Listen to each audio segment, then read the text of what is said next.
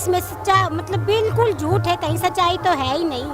हमारे गुरुजी कभी ऐसे हो ही नहीं सकते। जो दुनिया को सुधारे वो कभी गलत हो सकते हैं, वो तो खुद खुदा भगवान है इंसान के रूप में। नमस्कार दोस्तों, द फैक्ट टाइम में आपका स्वागत है। हम देखेंगे कि संत गुरमीत राम रहीम सिंह जिंसा के बारे में लोगों की क्या राय है, डेरा सच्चा सौदा का क्या सच है, जानते हैं उन्हीं से बातचीत करके। हाँ जी मैम, आपका नाम? मनीषा यादव जी। मैम आप कहाँ से आई हैं? मैं कनीना से आई, जो महेंद्रगढ़ जिले से आई हूँ। मैम आपको डेरा सच्चा सौदा से जुड़े हुए कितना टाइम हो गया? मैं मैम 2001 में डेरा सच्चा सौदा से जुड़ गई। मैम आप डेरा सच्चा सौदा सिरसा आश्रम भी जाते होंगे, तो वहाँ आप एक महिला हैं, खुद को कितना सुरक्षित महसूस करते हैं?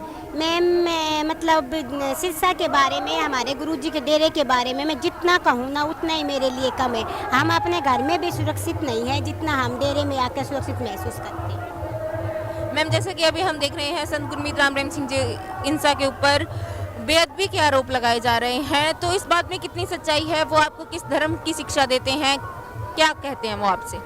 ये मैम जो आरोप लगाए गए हैं वो निरासर मतलब निष्पक्ष मतलब बिल्कुल झूठे हैं, इनका कोई निराधार ही नहीं है। और हमारे गुरुजी हमें सारे धर्मों के बारे में ज्ञान देते हैं, वो सभी धर्मों को एक समान समझते हैं। और इसमें सच्चा मतलब बिल्कुल झूठ है, कहीं सच्चाई तो है ही नहीं। हमारे गुरुजी कभी ऐसे हो ही नहीं सकते।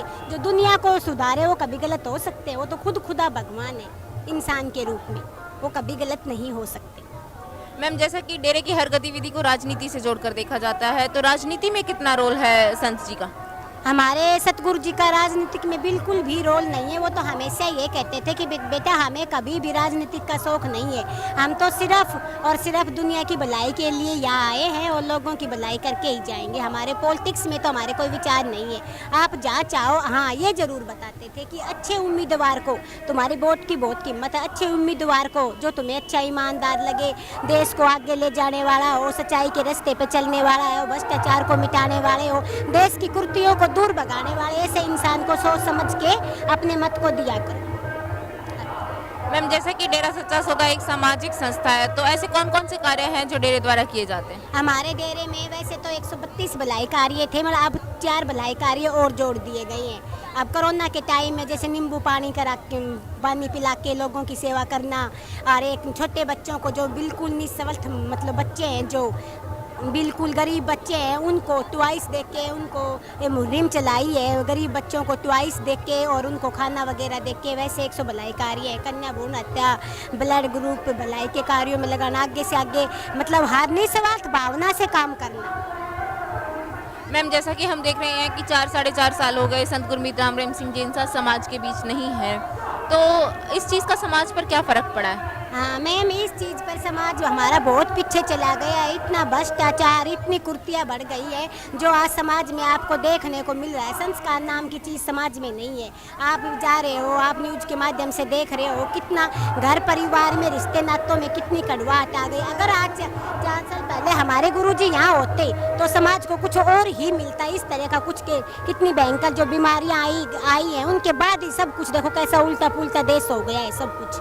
अगर वो आज होते तो ऐसा होता ही नहीं। उनको तो समाज की बहुत ही जरूरत है, बहुत ही जरूरत है मैम। मैम जैसा कि अफवाहें फैलाई जा रही है मीडिया में कि हाँ डेरा सच्चा सौदा की गद्दी पर किसी और का हक है, डेरा सच्चा सौदा की गद्दी पर हनीप्रीत बैठेगी, तो इस बात में कितनी सच्चाई है?